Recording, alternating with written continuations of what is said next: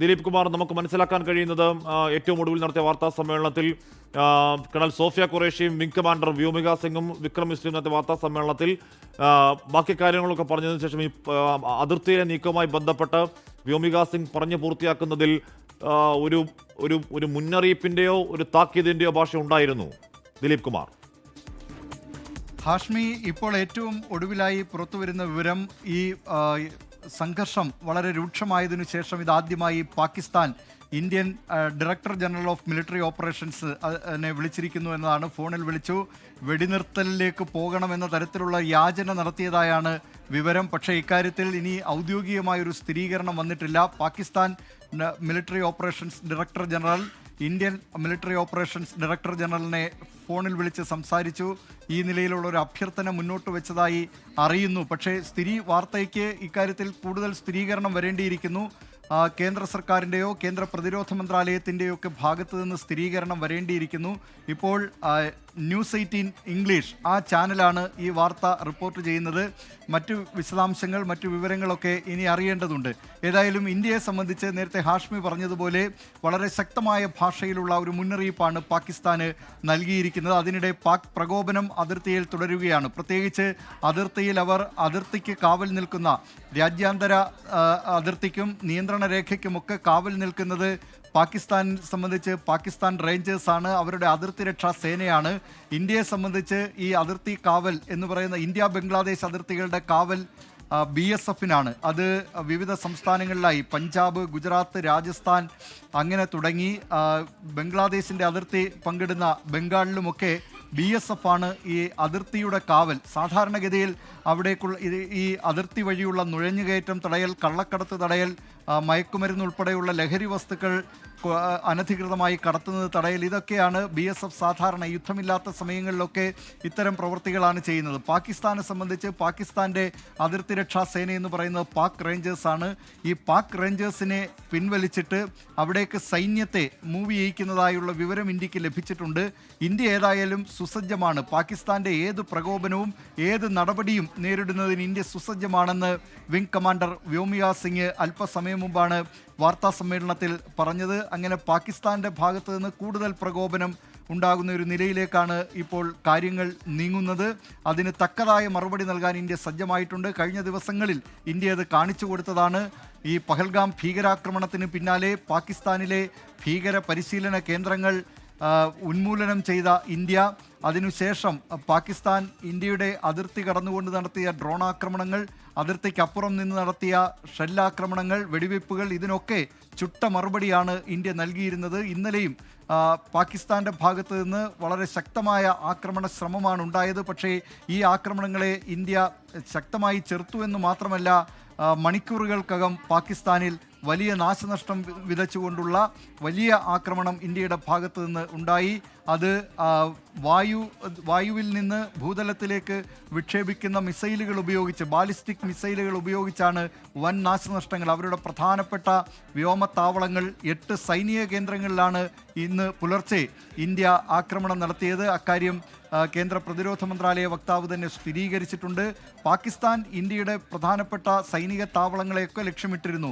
അത് Bathinda airbase, Pathankot airbase, Awantipora airbase, ഭുജിലെ airbase, അങ്ങനെയുള്ള പ്രധാനപ്പെട്ട വ്യോമത്താവളങ്ങളെ അവർ ലക്ഷ്യമിട്ടിരുന്നു. ഈ ആക്രമണ ശ്രമങ്ങളെല്ലാം ഇന്ത്യ ചെറുത്തു പരാജയപ്പെടുത്തി. പക്ഷേ ചില സ്ഥലങ്ങളിൽ ചില നേരിയ നാശനഷ്ടങ്ങൾ ഇന്ത്യക്ക് സംഭവിച്ചിട്ടുണ്ട് എന്ന കാര്യവും കേന്ദ്ര പ്രതിരോധ മന്ത്രാലയ വക്താവ് അറിയിച്ചിട്ടുണ്ട്. അതിർത്തിയിൽ നിന്നുള്ള പാക് പ്രകോപനം, അവർ വെടിവെപ്പ് തുടരുന്ന സാഹചര്യത്തിൽ അവർ ജനവാസ മേഖലയിലേക്കാണ് വെടിവെപ്പ് നടത്തുന്നത്. അത് യുദ്ധത്തിൻ്റെ സർവ്വ മര്യാദകളും ലംഘിച്ചുകൊണ്ടുള്ള നടപടിയാണ് പാകിസ്ഥാൻ ഇപ്പോൾ തുടരുന്നത്. ഇതിന് ശക്തമായ തിരിച്ചടി നൽകുമെന്ന് ഇന്ത്യ അറിയിച്ചിട്ടുണ്ട്. ഹാഷ്മി. Dr. S. ജയശങ്കറിന്റെ ഒരു പ്രതികരണം വരുന്ന had A conversation with US state secretary Marco Rubio this morning.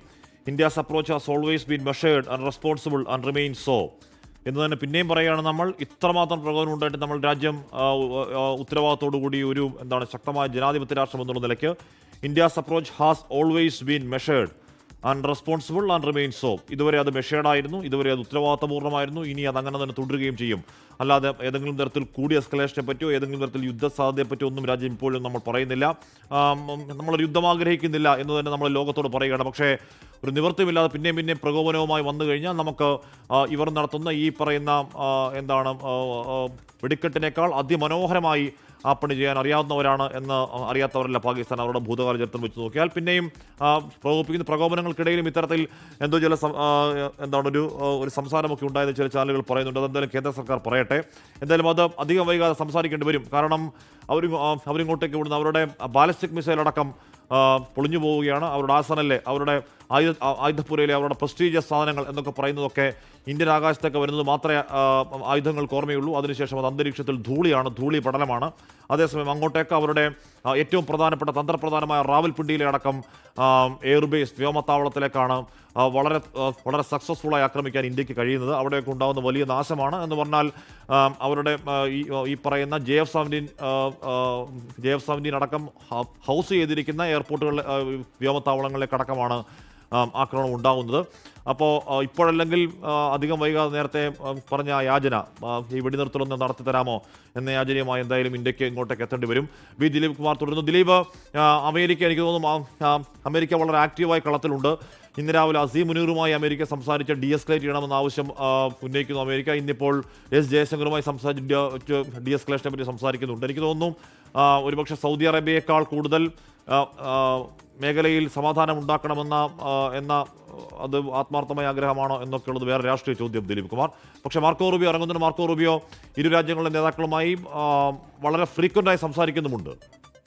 Dileep Kumar. Hashmi, American state സെക്രട്ടറിയും ദേശീയ സുരക്ഷാ ഉപദേഷ്ടാവുമായ മാർക്കോ റൂബിയോ നിരന്തരം ഇന്ത്യയും പാകിസ്ഥാനുമായി ബന്ധപ്പെടുന്നുണ്ട്. സംഘർഷം ലഘൂകരിക്കണം എന്ന അഭിപ്രായമാണ് അമേരിക്കയ്ക്കുള്ളത്. അമേരിക്കൻ പ്രസിഡന്റ് ഡൊണാൾഡ് ട്രംപ് തന്നെ ഈ ആഗ്രഹം അദ്ദേഹത്തിന് ഉള്ളതായാണ് ഇന്നലെ അമേരിക്കൻ സ്റ്റേറ്റ് വക്താവ് വ്യക്തമാക്കിയിട്ടുള്ളത്. പക്ഷേ സംഘർഷ സാധ്യത കുറയ്ക്കുന്നതിന് അവർ ഈ ശ്രമം നടത്തുമ്പോഴും പാകിസ്ഥാൻ്റെ ഭാഗത്തു നിന്നുള്ള പ്രകോപനം വളരെ ശക്തമായി തന്നെ തുടരുകയാണ്. അത് ഏതെങ്കിലും തരത്തിൽ നിലവിലെ ഈ സംഘർഷം ലഘൂകരിക്കുന്നതിന് ഒട്ടും സഹായകമായ നിലപാടല്ല. സൗദി അറേബ്യ തന്നെ മുൻകൈ എടുത്തുകൊണ്ട് കഴിഞ്ഞ ദിവസങ്ങളിൽ ചില ചർച്ചകൾ നടത്തിയിരുന്നു. സൗദി അറേബ്യൻ വിദേശകാര്യ ഉപമന്ത്രി ഇന്ത്യയിലെത്തി ഇന്ത്യൻ അധികൃതരുമായി ചർച്ച നടത്തി. പിന്നീട് അദ്ദേഹം പാകിസ്ഥാനിലെത്തി അവിടെയും ചർച്ച നടത്തിയിരുന്നു. നേരത്തെ തന്നെ സൗദി അറേബ്യയും പാകിസ്ഥാനും തമ്മിലുള്ള ബന്ധം അടുത്ത കാലത്ത് കുറച്ച് വഷളായിരുന്നതാണ്. പ്രത്യേകിച്ച് തുർക്കിക്ക് പാകിസ്ഥാൻ നൽകുന്ന പരിഗണന സൗദി അറേബ്യയെ നീരസപ്പെടുത്തുകയും ചെയ്തിരുന്നു. അത് നേരത്തെ ഈ OIC സൗദി അറേബ്യ നേതൃത്വം നൽകുന്ന ഇസ്ലാമിക് രാജ്യങ്ങളുടെ സംഘടന, ആ സംഘടനയ്ക്ക് ബദൽ എന്ന നിലയിൽ കൊലാലംപൂർ ഉച്ചകോടി 2019 ഇമ്രാൻഖാൻ പ്രധാനമന്ത്രിയായിരിക്കെ നടത്തുന്നതിന് പാകിസ്ഥാൻ നടത്തിയ നീക്കങ്ങൾ, തുർക്കിയും പാകിസ്ഥാനും മലേഷ്യയും ഒക്കെ ചേർന്ന് അന്ന് നടത്തിയ നീക്കങ്ങളൊക്കെ സൗദി അറേബ്യയുമായുള്ള ബന്ധം, പാകിസ്ഥാൻ്റെ ബന്ധം പഴയതുപോലെ ആകാതിരിക്കാനുള്ള അത്തരം ചില കാര്യങ്ങളൊക്കെ അന്ന് സംഭവിച്ചിരുന്നു. പിന്നീട് സൗദി അറേബ്യയുടെ സമ്മർദ്ദത്തെ തുടർന്ന് ഇമ്രാൻഖാൻ ആ ഉച്ചകോടിയിൽ പങ്കെടുത്തതുമില്ല. അങ്ങനെ ഇപ്പോൾ തന്നെ വളരെ വ്യക്തമാണ്, തുർക്കിയുടെ ആയുധങ്ങളാണ്, തുർക്കിയുടെ ഡ്രോണുകളാണ്, തുർക്കിയുടെ കപ്പലുകളാണ്, തുർക്കിയുടെ ഹെലികോപ്റ്ററുകളാണ് ഈ ഇന്ത്യക്കെതിരായ യുദ്ധത്തിൽ ഉപയോഗിക്കുന്നത്. തുർക്കിയാണ് കൂടുതൽ ആയുധ സഹായം നൽകുന്നത്. ചൈന കഴിഞ്ഞാൽ പാകിസ്ഥാൻ ഏറ്റവും കൂടുതൽ ആയുധങ്ങൾ വാങ്ങുന്നത് തുർക്കിയിൽ നിന്നാണ്. അങ്ങനെ തുർക്കിയുമായുള്ള സഹകരണം ശക്തിപ്പെടുത്തുന്ന സാഹചര്യത്തിൽ സൗദി അറേബ്യ ഏതായാലും ഇക്കാര്യത്തിൽ അവരുടെ നേരത്തെ പാകിസ്ഥാനും ഇന്ത്യയുമായിട്ടുമൊക്കെ നല്ല ബന്ധം പുലർത്തുന്ന രാജ്യം എന്ന നിലയിൽ കൂടിയാണ് സൗദി അറേബ്യ ഇത്തരത്തിലൊരു ഒത്തുതീർപ്പ് ചർച്ചയ്ക്കായി മുൻകൈ എടുക്കുന്നത്. അമേരിക്കൻ സ്റ്റേറ്റ് സെക്രട്ടറിയും അമേരിക്കയുടെ മുൻകൈയിലും അത്തരം ചർച്ചകളൊക്കെ നടക്കുന്നുണ്ട്. പക്ഷേ ഈ ചർച്ചകളെയൊക്കെ നിഷ്പ്രഭമാക്കും വിധമാണ് ഈ പാകിസ്ഥാൻ്റെ ഭാഗത്തു നിന്നുള്ള പ്രകോപനം തുടർച്ചയായി ഉണ്ടായിക്കൊണ്ടിരിക്കുന്നത്. സന്ധ്യ മയങ്ങുന്നതോടുകൂടി പാകിസ്ഥാൻ്റെ സ്വഭാവം മാറുന്നു. പാകിസ്ഥാൻ ശക്തമായ ആക്രമണങ്ങൾ ഇന്ത്യൻ മണ്ണിലേക്ക് കടന്നുകൊണ്ട് നടത്തുന്നു. ഇന്നലെ തന്നെ പുലർച്ചെ 1:40 ഭട്ടിണ്ട വ്യോമത്താവളത്തിന് നേരെ അവർ അതിവേഗ മിസൈലുകൾ പായിച്ചത്. അങ്ങനെ ഇത്തരം നടപടികളൊക്കെ പാകിസ്ഥാൻ്റെ ഭാഗത്തു നിന്ന് തുടരുകയാണ്. അതായത് ഒരു സമാധാനത്തിൻ്റെ വഴിയിലേക്കല്ല എന്ന സൂചന. അതേസമയം തന്നെ പാകിസ്ഥാൻ ഇന്ത്യയോടൊക്കെ ഇത്തരത്തിൽ ഈ വെടിനിർത്തലിലേക്ക് പോകണമെന്ന നിലയിലേക്കുള്ള ചില അഭ്യർത്ഥനകൾ, അക്കാര്യത്തിൽ ഇനിയും സ്ഥിരീകരണം വരേണ്ടിയിരിക്കുന്നു. പക്ഷേ അത്തരം അഭ്യർത്ഥനകൾ നടത്തുമ്പോഴും മറുവശത്ത് ഈ പാകിസ്ഥാൻ ആക്രമണം കടുപ്പിച്ചുകൊണ്ട് ഇന്ത്യക്കെതിരായിട്ടുള്ള നടപടികൾ ശക്തമാക്കാനുള്ള അവരുടെ ശക്തമാക്കുന്ന തരത്തിലുള്ള അങ്ങനെ തോന്നിപ്പിക്കും വിധമുള്ള ചില ആക്രമണങ്ങളൊക്കെ നടത്തുന്നുണ്ട്. അതിനെല്ലാം ഇന്ത്യ പരാജയപ്പെടുത്തുന്നുമുണ്ട്. അതുകൊണ്ട് മാത്രമല്ല, ഈ ഇരട്ടമുഖം എന്ന് പറയുന്ന ആ രാജ്യത്തിന്റെ യഥാർത്ഥ മുഖം ഇരട്ടമുഖമാണ്. ഓർത്തു നോക്കൂ, ഖ്വാജ ആസിഫ് എന്ന് പറയുന്ന ആൾ ഈ പറയുന്ന ഓപ്പറേഷൻ സിന്ദൂർ കഴിഞ്ഞതിന് ശേഷം പറഞ്ഞതാണ് ഇന്ത്യ ഇനി ഏതെങ്കിലും തരത്തിൽ പ്രകോപനമില്ലെങ്കിൽ അങ്ങോട്ടേക്കുമില്ല എന്ന് പറഞ്ഞതാണ്. അയാൾ പറഞ്ഞ നാക്ക് വയലോട്ടിടുന്നതിന് മുമ്പ് തന്നെ ഡ്രോൺ ആക്രമണം തുടങ്ങിയായിരുന്നു അന്ന് രാത്രി.